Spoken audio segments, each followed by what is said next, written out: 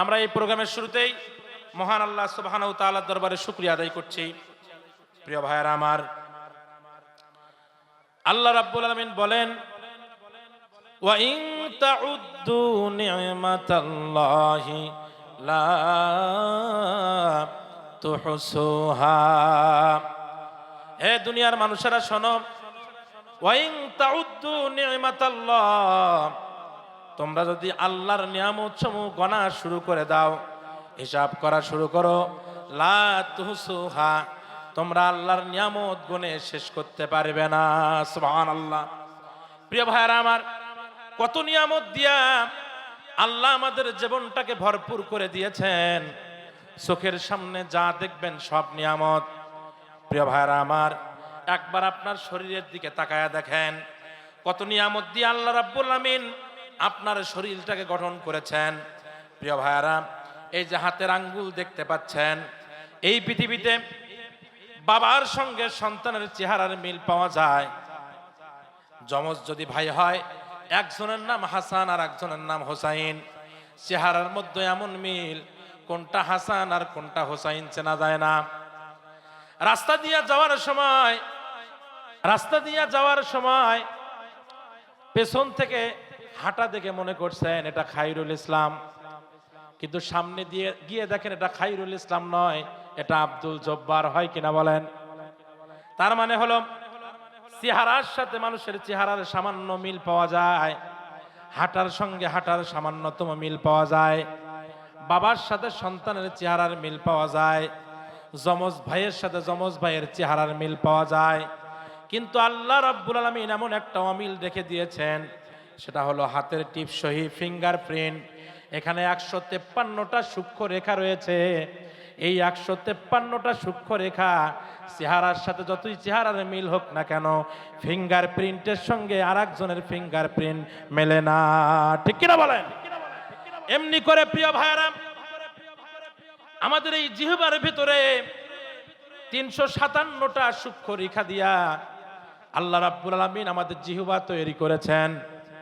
আপনি চোখটা বন্ধ করে আপনার মুখের ভেতরে যদি আমের একটা চক দেন, তাহলে আপনি আম খাওয়ার পর বুঝতে পারবেন এটা আম খেয়েছেন। চোখটা বন্ধ করে যদি আপনাকে কেউ একটা কমলা আর একটা কোয়া দেয়, আপনি যদি সেই কমলার কোয়াটা মুখে দেন, আপনাকে চোখ দিয়ে দেখা লাগবে না, বরং জিহ্বা বলে দেয় এটা আপনি কমলা খাচ্ছেন। একই জিহ্বার ভেতরে 357টা সূক্ষ্ম রেখা দিয়া আল্লাহ রাব্বুল আলামিন জিহ্বাটা তৈরি করলেন। সেই জিহ্বার ভেতরে হাজারো রকমের ফলের স্বাদ, এক এক রকম লাগে, আপনি স্বাদ বুঝতে পারেন। এটা কে দিয়েছেন বলেন? এমনি করে প্রিয় ভাইয়েরা আমার, আমাদের এই চোখের ভেতরে আল্লাহ রাব্বুল আলামিন 1,70,000 সূক্ষ্ম রগ আল্লাহ রাব্বুল আলামিন দিয়েছেন। আর এই 1,70,000 রগগুলোকে 6টা মূল রগ দিয়া বাধাই করে আল্লাহ চোখের সাথে বাধাই করে দিয়া চোখ দিয়ে দেখার ক্ষমতা আল্লাহ রাব্বুল আলামিন দিয়েছেন। প্রিয় ভাইরা আমার, আমাদের এই শরীরের ভেতরে 6,768 প্রকার চামড়া রয়েছে। দেখেন, হাতের তালুর চামড়া একরকম, হাতের উপরের চামড়া একরকম, থুতনির নিচের চামড়া একরকম, পেটের চামড়া আর এক রকম, নাভির চামড়া আর এক রকম, পায়ের চামড়া আর এক রকম, পায়ের তালুর চামড়া আর এক রকম। আপনার শরীরের ভেতরে 6,768 প্রকার চামড়া দিয়েছেন। একই শরীরের ভেতরে এত প্রকার চামড়া দিলেন, কিন্তু ভাইরা আমার, আশ্চর্যের বিষয় হলো কিয়ামত পর্যন্ত যত লোক আসবে, একজন লোকের সঙ্গে আর একজন লোকের চামড়ার মিল পাওয়া যাবে না। আপনার শরীরের চামড়া যদি কোনো কারণে উঠে যায়, আপনার স্ত্রী যদি মনে করে আমি চামড়া দেব, না না না, আপনার স্ত্রীর চামড়া আপনার শরীরে লাগবে না, বরং আপনার শরীরের অন্য জায়গা থেকে চামড়া তুলে আপনার অন্য জায়গায় লাগাতে হবে। তার মানে আপনার চামড়া আপনার সঙ্গে ম্যাচিং খাবে, পৃথিবীর কারো চামড়ার সঙ্গে আপনার চামড়া ম্যাচিং খাবে না। অথচ প্রত্যেক ব্যক্তির শরীরের ভেতরে 6,768 প্রকার চামড়া আল্লাহ দিয়েছেন। সুবহানাল্লাহ। এজন্য আল্লাহ রাব্বুল আলামিন সূরা মুলুকের ভেতরে আল্লাহ রাব্বুল আলামিন বলেছেন, মা তারা ফি খালকির রহমানি মিন তাফাউত।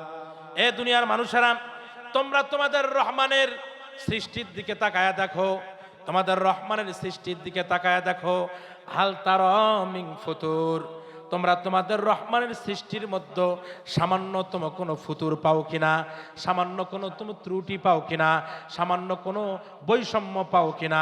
প্রিয় ভাইয়েরা আমার, আল্লাহ রাব্বুল আলামিন বললেন, শোনো, ফারজিল বাসারা কাররাতাইনি ইয়ানকালিবু ইলাইকাল বাসারু খাসিয়ান ওয়া হুয়া হাসির।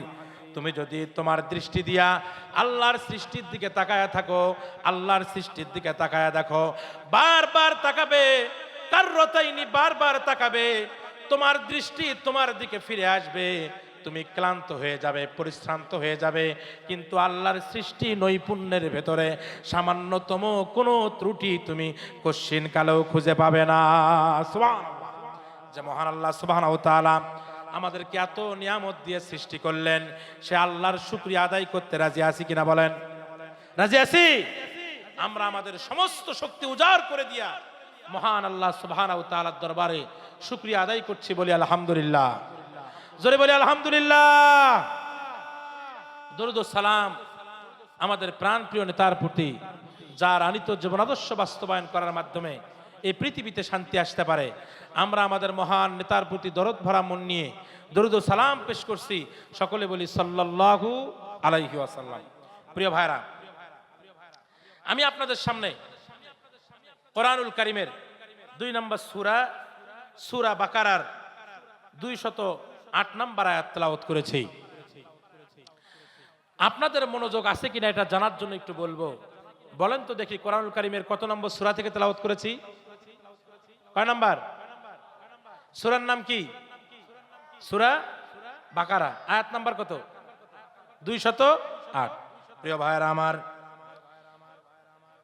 এই সূরার 208 নম্বর আয়াতে আল্লাহ রাব্বুল আলামিন বলেন, ইয়া আইয়ুহাল্লাযীনা আমানু দুখুলু ফিস-সিলমি কাফা।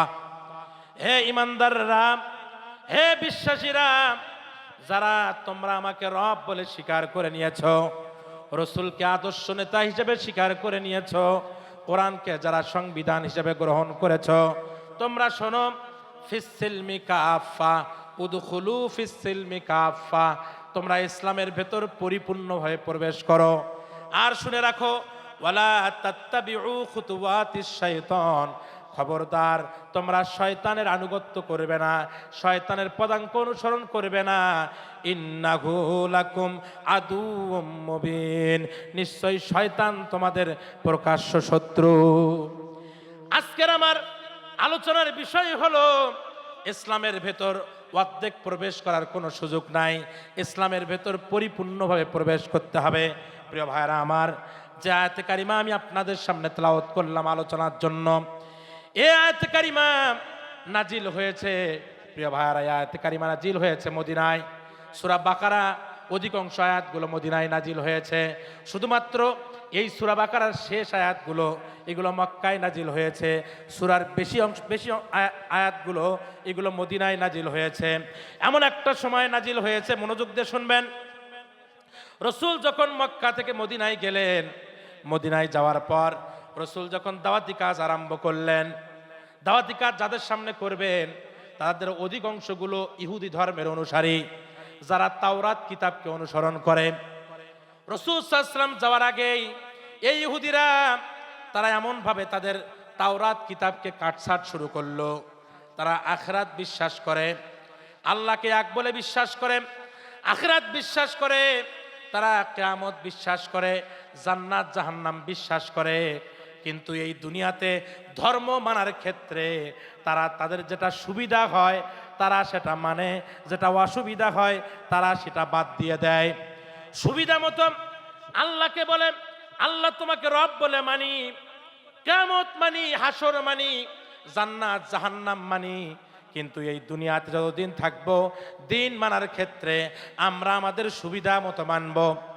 এই সুবিধা মতো মানতে গিয়ে ওই সময়ের যেসব হক্কানি আলেমরা তাদের বিরোধিতা করা শুরু করলো। সকল জালেমরা মিলে ঐক্যবদ্ধ হয়ে ওই আলেমের বিপক্ষে তারা দাঁড় হয়ে যায়। বরং ওই আলেমকে অপমান করার জন্য, তাওরাতের ওই পণ্ডিতকে অপমান করবার জন্য যত ধরনের পদ্ধতি অবলম্বন করা লাগে রাষ্ট্রীয়ভাবে তারা সেটা করত।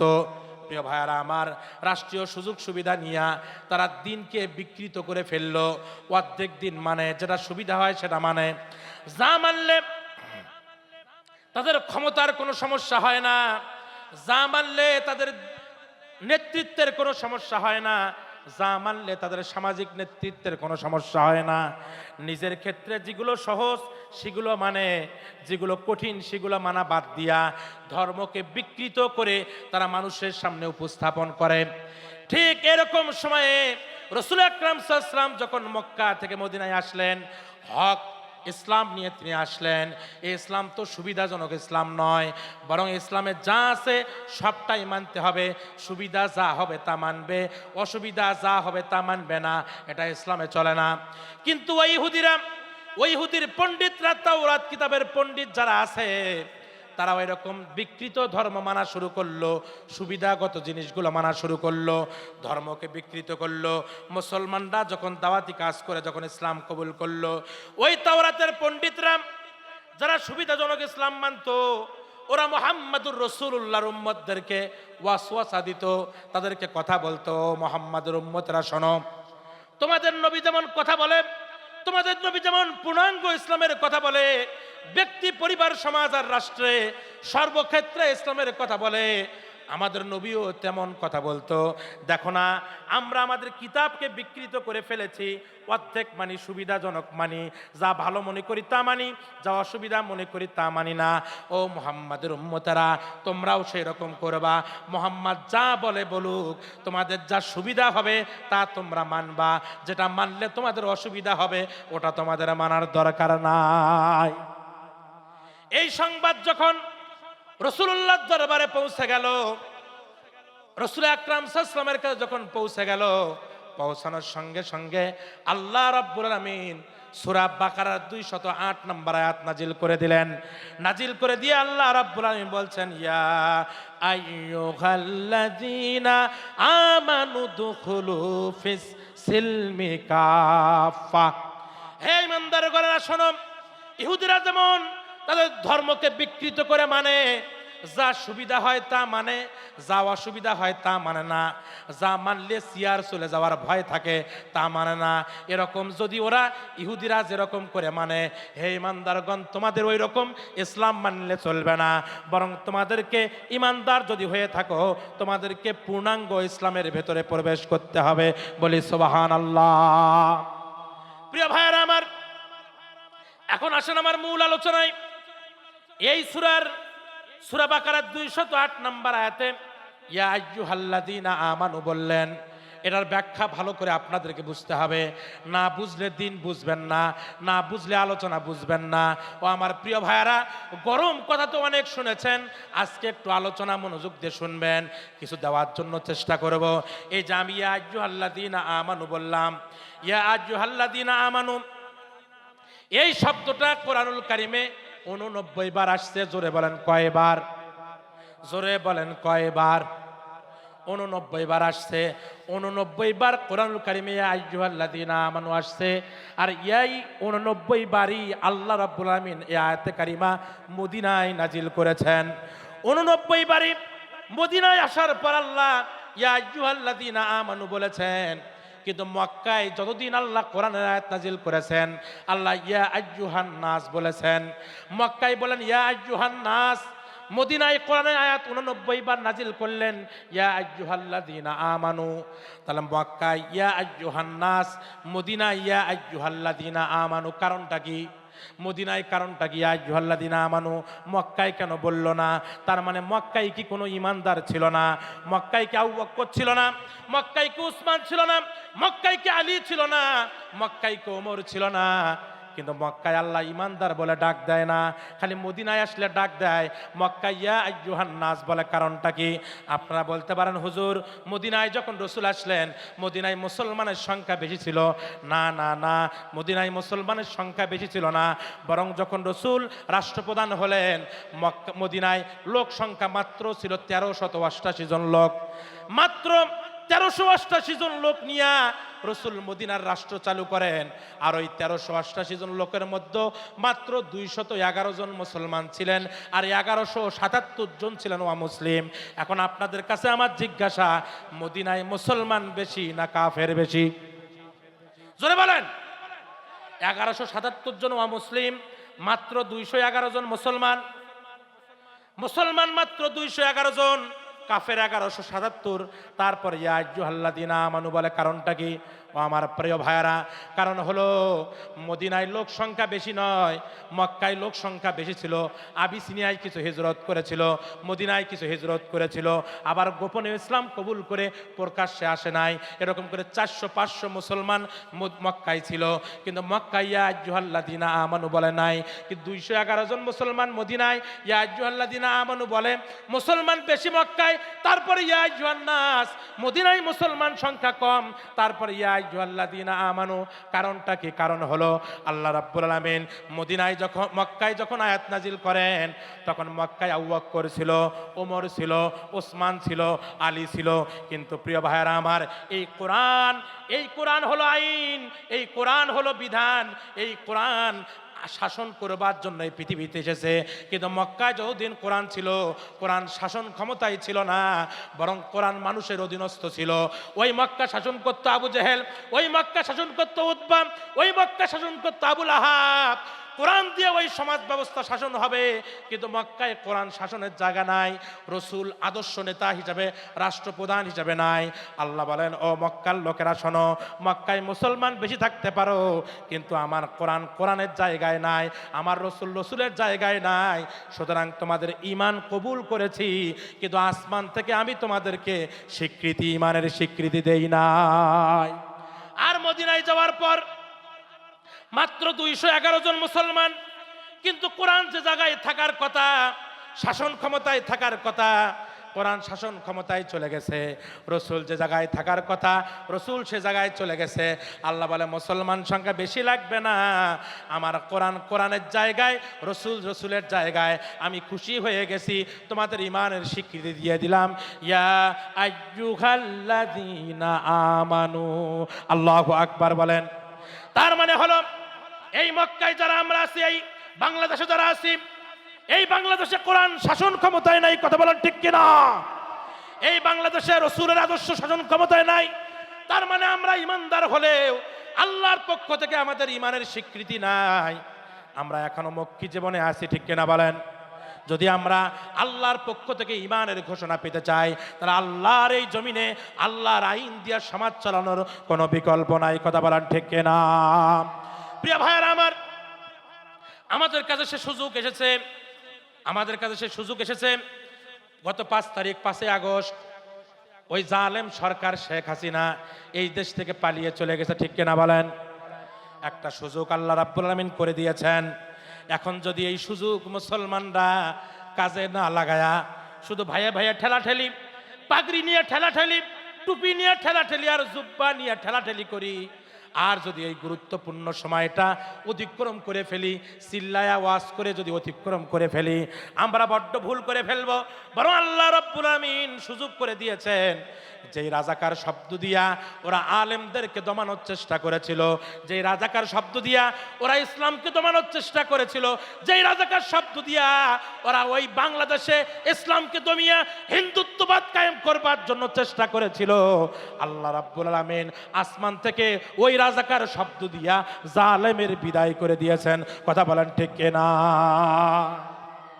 প্রিয় ভাইয়েরা আমার, এই জালেমরা রাজাকার শব্দ দিয়ে মতিউর রহমান নিজামীকে হত্যা করেছে, ওরা কাদের মোল্লাকে হত্যা করেছে, ওরা কামারুজ্জামানকে হত্যা করেছে, ওরা শহীদ নাজমুস সাকিবকে ওই জঙ্গি তকমা দিয়ে হত্যা করেছে, ওরা প্লাবনকে হত্যা করেছে, শহীদ মুজাহিদকে হত্যা করেছে রাজাকার শব্দ দিয়া, কথা বলেন ঠিক কিনা?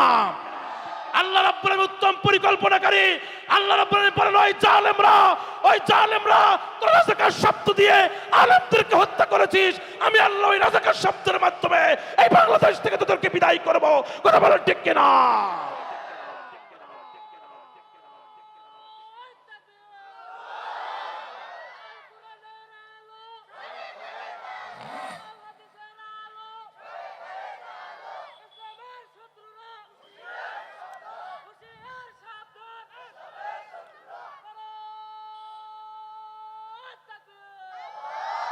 আলহামদুলিল্লাহ বলেন।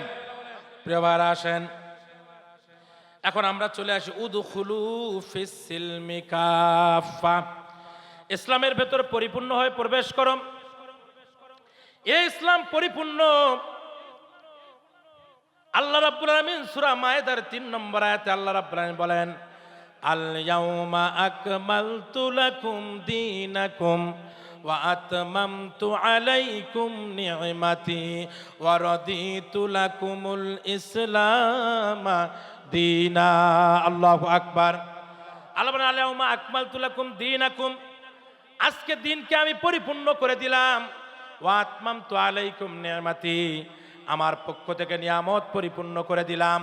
ওয়া রাদিতু লাকুমুল ইসলাম দীনা, ইসলামকে মনোনীত জীবন ব্যবস্থা হিসাবে আমি আল্লাহ তোমাদের জন্য পছন্দ করলাম। এখন আপনাদের কাছে আমার জিজ্ঞাসা, ইসলাম যে জীবন ব্যবস্থা পছন্দ করেছেন কে? জোরে বলেন কে?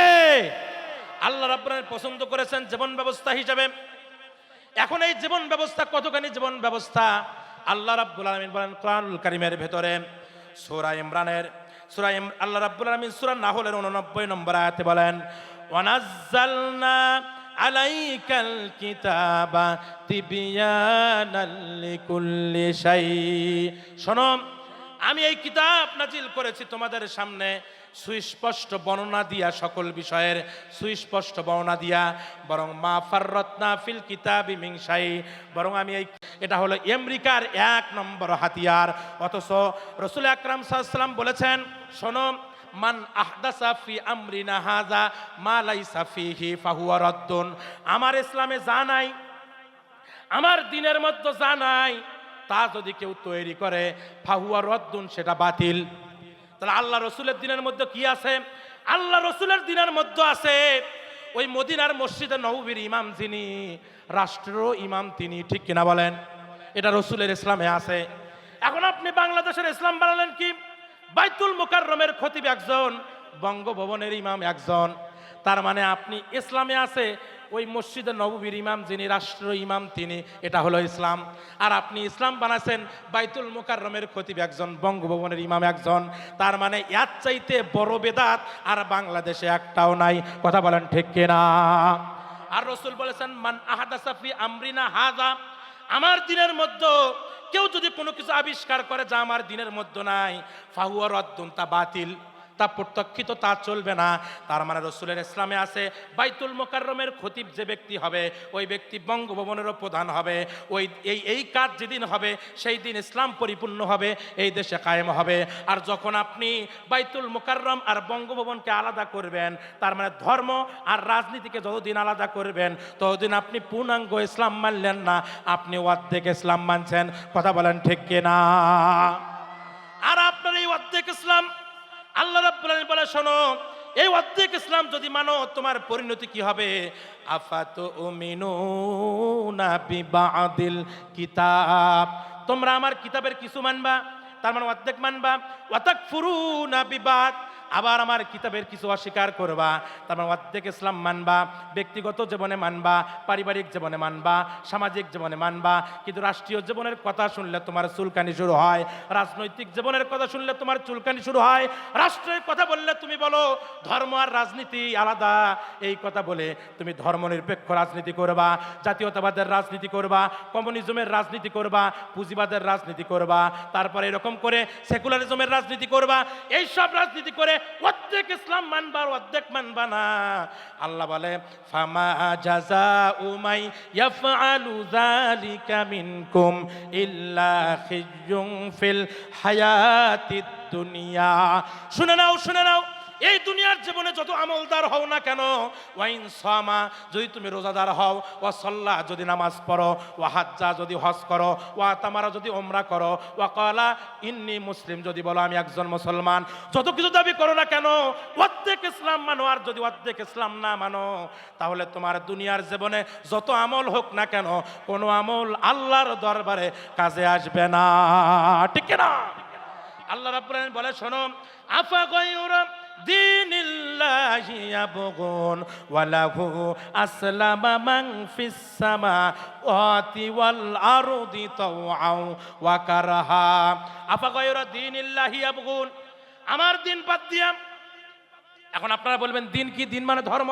না না না, দিন মানে ধর্ম এই কথা কোরআনুল কারিমে নাই। দিন মানে ধর্ম এটা কোরআনুল কারিমে নাই। দিন শব্দটা কোরআনুল কারিমে 4টা অর্থে আসছে। এক নাম্বার দিন হলো কিয়ামতের দিন। এক নাম্বার দিন হলো কিয়ামতের দিন। 2 নাম্বার দিন হলো আনুগত্য। 3 নাম্বার দিন হলো ব্যবস্থাপনা, জীবন ব্যবস্থা। দিন হলো জীবন ব্যবস্থা।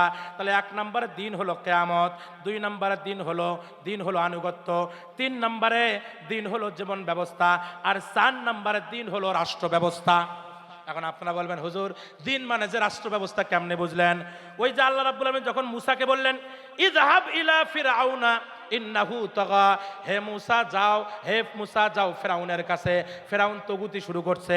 মুসা আলাইহিস সালাম যখন ফিরআউনের কাছে গেলেন, ফিরআউনের কাছে যাওয়ার পর যখন ইসলামের দাওয়াত দিলেন, কোরআনের দাওয়াত দিলেন, দ্বীনের দাওয়াত দিলেন, দাওয়াত দেওয়ার সঙ্গে সঙ্গে কি বলে দেখেন ফিরআউন কি বলে? ফিরআউন বলতেছে, জারুনি, আমাকে ছেড়ে দাও, আকতুল মুসা, আমি মুসাকে হত্যা করব। মুসা দিনের কথা বলে, আর ফেরাউন বলে জারুনি, আমাকে ছেড়ে দাও, আকতুল মুসা, আমি মুসাকে হত্যা করব। মুসাকে তুমি কেন হত্যা করবা? তখন ফেরাউন বলে আই ইউবাদদিলা দীনাকুম, সে আমার রাষ্ট্র ব্যবস্থার পরিবর্তন করার জন্য আসছে, আমার সিয়ার টিকানোর জন্য আমি মুসাকে হত্যা করব। তার মানে ফেরাউন বুঝতে পারছে দিন মানে ধর্ম নয়, মুসার দিন মানে রাষ্ট্র ব্যবস্থা। ঠিক না? এজন্য আল্লাহ বলছেন, আফা গায়রা দীনিল্লাহি ইয়াবগুন ওয়া লাহু আসলামা মান ফিস সামাওয়াতি ওয়াল আরদি তাওআন ওয়া কারহা। আমার জীবন ব্যবস্থা বাদ দিয়া, তার মানে আমার রাষ্ট্র ব্যবস্থা বাদ দিয়া কোন রাষ্ট্র ব্যবস্থার পেছনে তোমরা ঘুরে বেড়াও?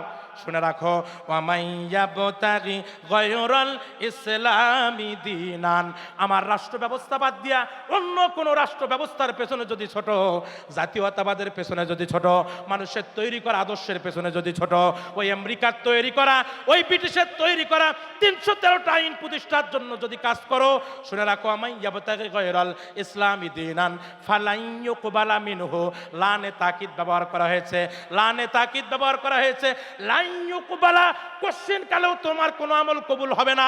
তুমি যদি মক্কায়ও মারা যাও, কাবা ঘরের গিলাফ ধরেও যদি ইন্তিকাল করো, আর যদি আল্লাহর রাষ্ট্র ব্যবস্থা কায়েম বাদ দিয়া মানুষের তৈরি করা রাষ্ট্র ব্যবস্থা কায়েমের জন্য চেষ্টা করো, ফালাইয়ুকবালা মিনহু, তোমার কোনো আমল আল্লাহর দরবারে কবুল হবে না। কথা বলেন ঠিক কিনা? তাহলে আমল যদি কবুল করাতে হয়, কিয়ামতের ময়দানে যদি নাজাত পেতে হয়, তাহলে আল্লাহর বক্তব্য হলো, ইয়া আইয়ুহাল্লাযীনা আমানু দুখুলু ফিস-সিলমি কাফা, হে ইমানদারগণ, তোমরা পরিপূর্ণভাবে ইসলামের ভেতরে প্রবেশ করো, বলি সুবহানাল্লাহ। তাহলে অর্ধেক ইসলাম মানলে নাজাত পাওয়ার কোনো সুযোগ আছে? যারা রাজনৈতিক জীবনে ইসলাম মানে না, রাষ্ট্রীয় জীবনে যারা ইসলাম মানে না, আপনাদের কাছে আমার জিজ্ঞাসা, সে ব্যক্তি যদি হাজিও হয়, সে যদি আল্লাহওয়ালা হয়, কারি হয়, মাওলানা হয়, তার কি কোনো আমল আল্লাহর দরবারে কবুল হবে? গ্রামগঞ্জে অনেক কথা আছে, কয় হুজুর যদিও আমি ইসলামী আন্দোলন করি না, কিন্তু 5 ওয়াক্ত নামাজ মিস করি না। কিন্তু আল্লাহর বক্তব্য হলো, ওয়া ইন সামা, যদি রোজাদার হয়, ওয়া সাল্লা, যদি নামাজি হয়, ওয়া হাজ্জা, যদি হজকারী হয়, ওয়া তামারা, যদি উমরা করে, ওয়া ক্বালা ইন্নী মুসলিম, যদি নিজেকে মুসলমান দাবি করে, আর যদি অর্ধেক ইসলাম মানে, ফালাই ইউকবালা মিনহু, তার কোনো আমল আল্লাহর দরবারে কবুল হবে। তাহলে কি করতে হবে? পরিপূর্ণ ইসলাম মানতে হবে। আর এই পরিপূর্ণ ইসলাম মানার ক্ষেত্রে প্রধান অন্তরায় হলো শয়তান। আল্লাহ বলে, ওয়ালা তাত্তাবিউ খুতুওয়াতিশ শাইতান, খবরদার শয়তানের পদাঙ্ক অনুসরণ করো না। তাহলে পরিপূর্ণ ইসলামের সাথে শয়তানের পথের সম্পর্ক কি? তার মানে শয়তান আপনাকে ইসলাম মানতে অনেক সময় বাধা দেবে না, ও মূলত আপনাকে অর্ধেক ইসলাম মানার ব্যাপারে বলবে। এই জন্য আল্লাহ পরিপূর্ণ ইসলামের পর বলছে, শোনো, ওয়ালা তাত্তাবিউ খুতুওয়াতিশ শাইতান, শয়তানের পথ ধরবে না। তার মানে অর্ধেক ইসলাম মানতে বললে ওটা মানবে না, ঠিক না? প্রিয় ভাইয়েরা আমার, চলে আসেন, আমি আমার মূল আলোচনায় চলে যাব এখন। তার আগে আমি আপনাদের শয়তানের কয়েকটা পাঁচটা পরিচয় দেব। শয়তানকে, শয়তানটাকে, শয়তান শুধু কি মানুষের মধ্যে শুধুমাত্র জিন শয়তান হয় না, মানুষ শয়তানও হয়। শয়তান কয় শ্রেণী থেকে হয় বলেন? শয়তান, হাসান বসরি রহমতুল্লাহ আলাইহি তিনি বলেন শয়তান হলো দুই প্রকার। শয়তান হলো দুই প্রকার, একটা হলো জিন শয়তান আর একটা মানুষ শয়তান, ঠিক কিনা বলেন? সূরা নাসের ভেতর কি আছে? মিনাল জিন্নাতি ওয়ান নাস, আল্লাহ জিন শয়তান আর মানুষ শয়তানের হাত থেকে হেফাজত করো। তার মানে শয়তান হলো কয় প্রকার? জোরে বলেন, কয় প্রকার? সূরা আনআমের 112 নম্বর আয়াত আল্লাহ বলেন, ওয়া কাযালিকা জাআলনা লিকুল্লি নাবিয়্যিন আদুওয়ান শায়াতিনাল ইনসি ওয়াল জিন। হে রাসূল শোনো, ওয়াকাযালিকা এমনি ভাবে জাআলনা লিকুল্লি নাবিয়্যিন, প্রত্যেক নবীর আদুওয়ান শত্রু বানায়া দিয়েছি। একটা হলো শায়াতানুল ইনসি ওয়াল জিন, জিন শয়তান আর মানুষ শয়তানকে নবীদের শত্রু বানাইছি। এখন নবীদের শত্রু যদি জিন শয়তান আর মানুষ শয়তান হয়, তাহলে আপনাদের কাছে আমার জিজ্ঞাসা, আমাদের শত্রু কি শুধুমাত্র না দেখা শয়তান নাকি মানুষ শয়তানও? কি শয়তান? মানুষ শয়তান। তাহলে মানুষ শয়তানের পরিচয় জানা দরকার। এক নাম্বার মানুষ শয়তানের পরিচয় নেন। এক নাম্বার মানুষ শয়তানের পরিচয় আল্লাহ রাব্বুল আলামিন কোরআনুল কারীমে বলছেন, ইহুজি বা'দুহুম ইলা বা'দিন যুখরুফাল কওলি গুরুরা ওয়ালাউ শাআ রাব্বুকা মা ফাআলুহু ফাদারহুম ওয়া মা ইয়াফতারুন। আল্লাহু আকবার বলেন। আল্লাহ রাব্বুল আলামিন বলেন, শোনো, এরা যখন পরস্পরের মধ্যে কথা বলে, তখন চমকপ্রদ কথা বলে, চমকপ্রদ কথা বলে, মন গলানো কথা বলে, এমন কথা শুনে মনটা গলে যায়। ওই যে শামীম ওসমান মাথায় একটা পাগড়ি পরে ওই শয়তান, ও তখন বলতে থাকে, আমি দিয়ালি 70-80 রাকাত তাহাজ্জুদ পড়ি। ঠিক কিনা বলেন? কি ঠিক কিনা বলেন? ওই যে এক নেতা বলল, আমাদের নেত্রী প্রত্যেকদিন তাহাজ্জুদ পড়ে তার দিন শুরু করে, ফজরের পরে কোরআন তেলাওয়াত করে, চমকপ্রদ কথা। কারো হত্যার কথা শুনলেই বুকের মধ্যে জড়ায় ধরে বলে, স্বজন হারানোর বেদনা আমি ছাড়া কেউ বোঝে না। অথচ প্রত্যেক দিন গুম খুন আর হত্যা নিয়ে ব্যস্ত থাকে। কথা বলেন ঠিক কিনা?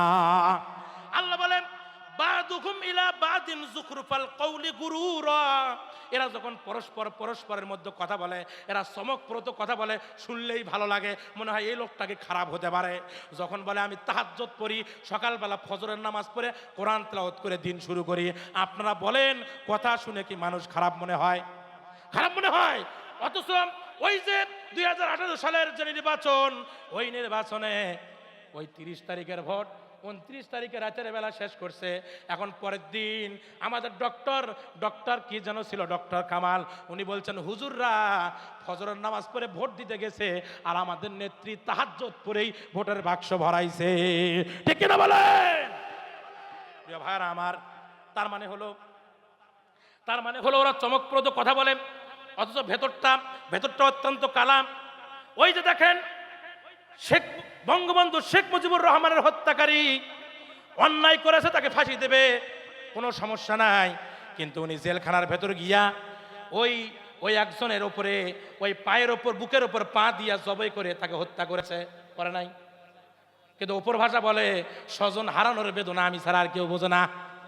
ওই যে ইলিয়াস আলী বিএনপি নেতা, ইলিয়াস আলীর স্ত্রী এবং সন্তান যখন ওই বঙ্গভবনে দেখা করার জন্য আসলো, ইলিয়াস আলীর সন্তানকে নিয়ে বুকের মধ্যে জড়ায়া হাউমাউ করে কাঁদে আর বলে, স্বজন হারানোর বেদনা আমি ছাড়া কেউ বোঝে না।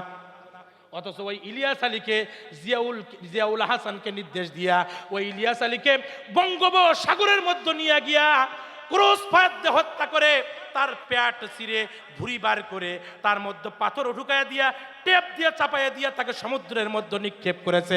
শেখ হাসিনার আদেশে, যে ব্যক্তির আদেশে তাকে হত্যা করা হয়েছে, তার সন্তানকে জড়ায়া ধরে বলে স্বজন হারানোর বেদনা আমি ছাড়া কেউ বোঝে না। তার মানে হলো ওরা যখন পরস্পর কথা বলে, চমকপ্রদ কথা বলে, ওটা চমকপ্রদ কথা নয়, ওটা টাটকা শয়তান। ঠিক কিনা বলেন? এটা হলো মানুষরূপী শয়তান। এই মানবরূপী শয়তান বিগত 17 বছরে শয়তানি করে আলেম ওলামাদেরকে হত্যা করেছে। কথা বলেন ঠিক কিনা? আমরা শহীদের রক্ত, এটা আমরা ভুলবো না। এই অঞ্চল হলো শহীদ নাজমুস সাকিবের, এই অঞ্চলে প্রদর্শন ছিল শহীদ নাজমুস সাহেবের রক্ত এই অঞ্চলে পড়েছে। এই নেত্রী চমকপ্রদ কথা বলে, এই উদাহরণ দলের নেতারা চমকপ্রদ কথা বলে আমাদের আলেমদেরকে হত্যা করে এই দেশ থেকে ইসলামকে নির্মূল করার জন্য চেষ্টা করেছিল। কথা বলেন ঠিক কিনা? কিন্তু আল্লাহ সুবহানাহু ওয়া তাআলা, আল্লাহ সুবহানাহু ওয়া তাআলা তিনি একজন আছেন, তিনি সর্বময় ক্ষমতার মালিক। আল্লাহ সুবহানাহু ওয়া তাআলা ওদেরকে হটায় দিয়েছেন, জালিমদেরকে পাঠায় দিয়েছেন। ওই আমাদের আমাদের আমাদের আল্লামা দেলোয়ার হোসেন সাইদি বলেছিলেন, এমন একটা সময় আসবে ইঁদুরের গর্ত খুঁজে পাবে না, মামুর বাড়ি দিল্লি যাওয়া লাগবে। কথা বলেন ঠিক কিনা? প্রিয় ভাইরা, এটা হলো 1 নাম্বার মানুষরূপী শয়তান। মানুষরূপী শয়তানের 2 নাম্বার পরিচয় হলো, ভালো করে শুনবেন, আমি আলোচনা শেষ করে দেব। ওয়া ইযা লাকুল্লাযীনা আমানু ক্বালু আমান্না। মুনাফিকরা যখন ঈমানদারদের সাথে সাক্ষাৎ করে তখন বলে ক্বালু আমান্না, আমরা আল্লাহর প্রতি ঈমান এনেছি। এরপরের আয়াতটা শুনেন।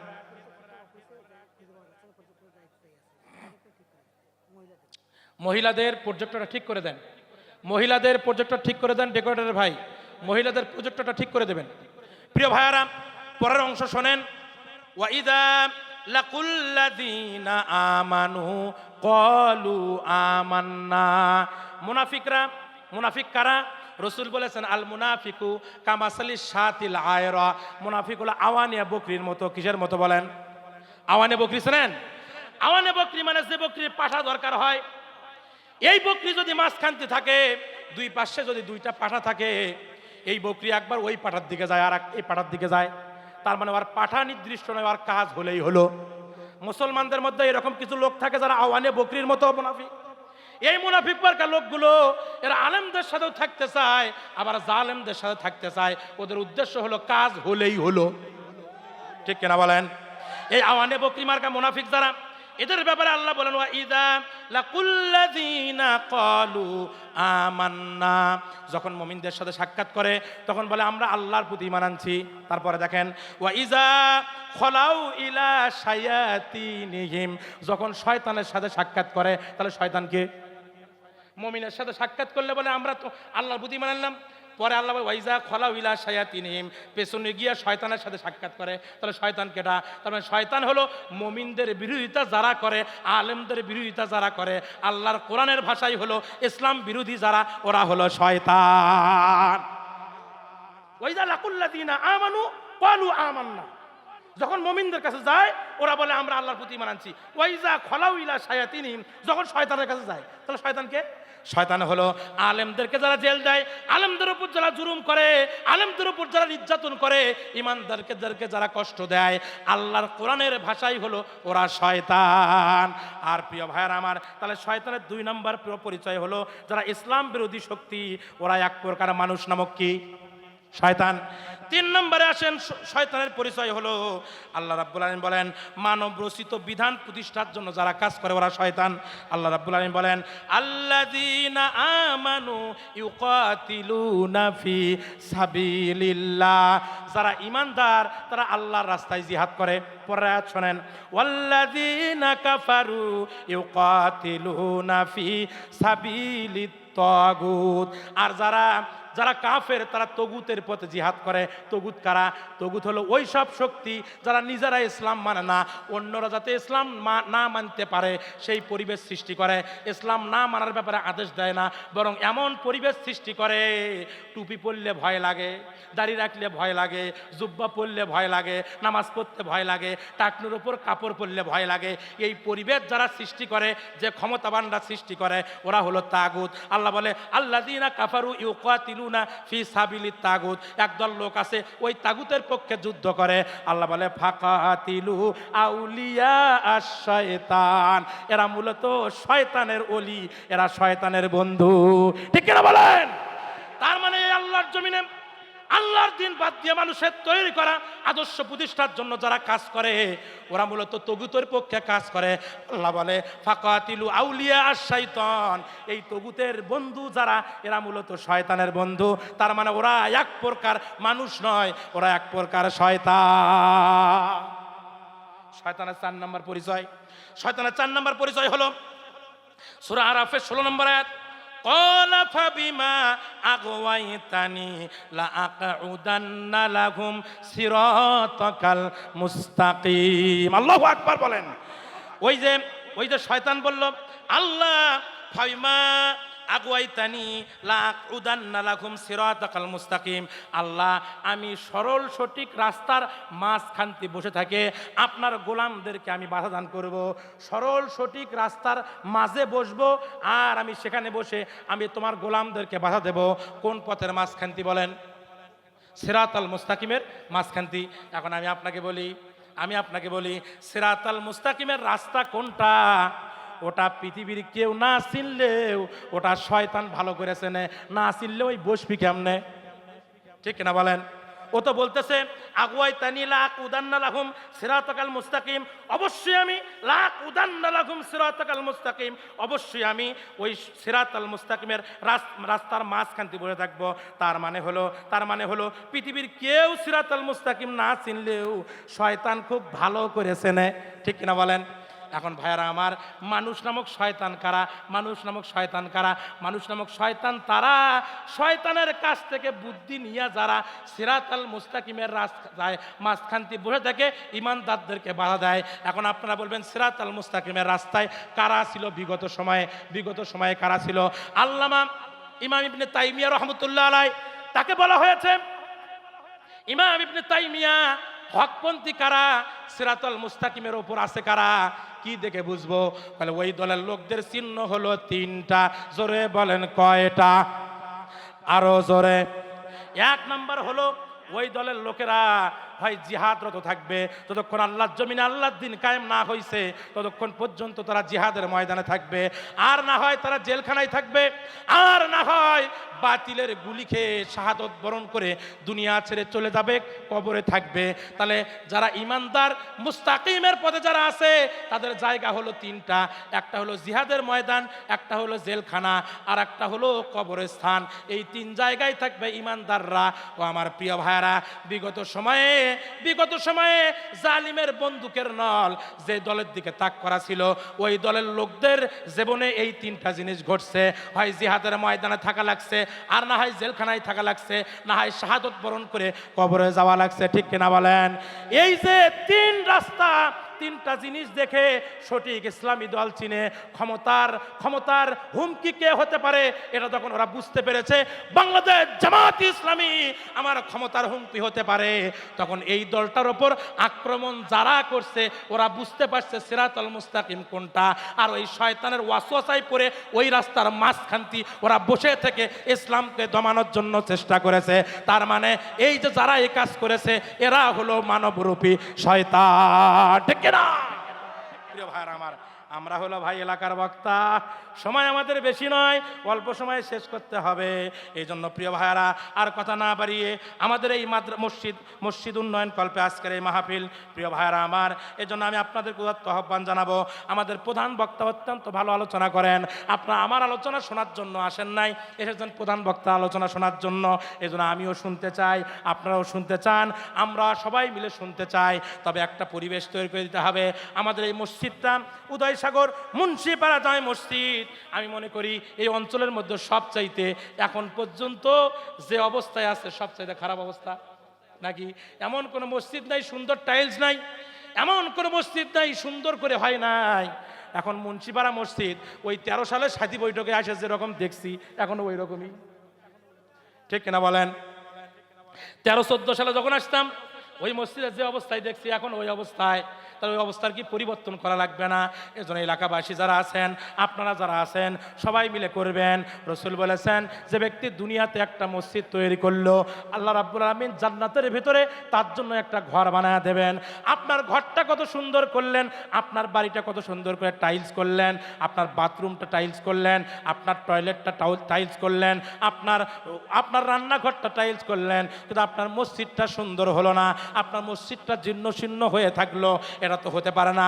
মুন্সিপাড়ায় অনেক বড় লোক আছে, এই যে পাশে বসে আছে আমার বাবার খুব নিকটস্থ বন্ধু, আমার আব্বার ক্লাস ফ্রেন্ড পাশে বসে আছে। প্রিয় ভাইয়ারা, আমরা আগে ওনার বাড়িতে আমাদের সেকেন্ড হোম ছিল, আগে 2012-13-14 সাল, সে সময় যারা আন্দোলন করছে, মিজান ভাইয়ের বাড়ি হলো আমাদের সেকেন্ড হোম, মাহফুজ ভাইয়ের বাড়ি আমাদের সেকেন্ড হোম। প্রিয় ভাইয়ারা ও আমার প্রিয় ভাইয়ারা, এই যে এখানে অনেক বড় লোক টাকা পয়সাওয়ালা মানুষ আছেন, আপনারা যদি ইচ্ছা করেন, আপনারা যদি মনে করেন বাইরের লোকের একটা টাকাও লাগবে না, এলাকার লোকজন টাকা দিয়া মসজিদটা বিল্ডিং করবেন, কোনো ব্যাপার হবে না। এখন প্রিয় ভাইয়ারা, আমি আপনাদেরকে উদাত্ত আহ্বান জানাবো। আমার আব্বাও দুনিয়া ছেড়ে চলে গেছেন, আমি আগে আমার আব্বার জন্য প্রত্যেক মাহফিলে নিয়াত করেছি কম বেশি দান করব। এখানে সম্ভবত 200 টাকা আছে, আমি দিলাম আমার সামর্থ্য অনুযায়ী, দিয়ে সহযোগিতা করে শুরু করলাম। আমি আমার আব্বার জন্য দোয়া চাই। আমার আব্বা কবরে চলে গেছে, আমার আব্বাকে উনি চেনে, 5 ভাই 2 বোন, 7 ভাই বোনের সংসার। বেলাল হুজুর দীর্ঘ সময় আমাদের এলাকায় ছিলেন, উনি জানেন কত কষ্ট করে লেখাপড়া শিখেছে, আমরা শিখেছি। আব্বা আমাদেরকে কত কষ্ট করে লেখাপড়া শিখিয়েছেন। নিজে একটা পাঞ্জাবি গায়ে দিতে পারে নাই, ভালো একটা পোশাক পরতে পারে নাই, খাইতে পারে নাই। সে এমন একটা সময়, বিপদের সময় আব্বা আমার কবরে চলে গেছে। এখন আমি আমার আব্বার জন্য কি করব? একটাই কাজ, আব্বার জন্য দোয়া করব, আল্লাহ যেন আব্বার কবরখানা জান্নাতের টুকরা বানায় দেয়। আপনাদের কাছে দোয়া চাই, আপনাদের কাছে দোয়া চাই, আমার আব্বার জন্য দোয়া করবেন, আমার মায়ের জন্য দোয়া করবেন। আমিও আপনার আব্বার জন্য দোয়া করতে চাই, আপনার মায়ের জন্য দোয়া করতে চাই। কে আছেন এমন? আমার আব্বা, আমি যেমন বাবা হারিয়েছি, বাবার জন্য দোয়া নিলাম। আপনারা কে আছেন এমন যে হুজুর আমি আমার বাবার কবরের শান্তির জন্য, আমার মায়ের কবরের শান্তির জন্য আমি 5,000 টাকা দেব, 10,000 টাকা দেব। আমার আব্বার শান্তির জন্য কবরে, আমার মায়ের কবরের শান্তির জন্য আমি 5,000, 10,000, 100 বস্তা সিমেন্ট, 50 বস্তা সিমেন্ট, 20,000 টাকা। কে আছেন এমন? দ্রুত চলে আসেন প্রিয় ভাইয়েরা। মসজিদের জন্য আপনাদের কাছে হাত বাড়িয়েছি, যার যে সামর্থ্য অনুযায়ী কেউ মাহরুম করবেন না। এলাকাবাসী, রাসূল আকরাম সাল্লাল্লাহু আলাইহি ওয়াসাল্লাম বলেছেন, আস-সাদাকাতু তুরাদ্দুল বালা, দান সদকা বালা মুসিবত দূর করে দেয়। ও আমার মায়েরা, আপনাদের দান দিয়া, আপনাদের টাকা দিয়া ইসলামের কাজ শুরু হয়েছে। ফাতেমা হযরতে খাদিজাতুল কুবরা রাদিয়াল্লাহু তাআলা আনহার সম্পদ দিয়া ইসলামের কাজ শুরু হয়েছে। সুতরাং মায়েরা আমার, আপনাদেরকে অনুরোধ করব, আপনাদের ওই যে স্বামীর পকেট থেকে কত টাকা চুরি করলেন, তারপর ধান বিক্রি করলেন, গম বিক্রি করলেন, চাল বিক্রি করলেন, মুরগি বিক্রি করলেন, ডিম বিক্রি করলেন, কত কিছুই তো করলেন, ওই টাকাগুলো জমাইছেন, আজকে এই মসজিদের জন্য আপনি দান করেন। প্রিয় ভাইরা,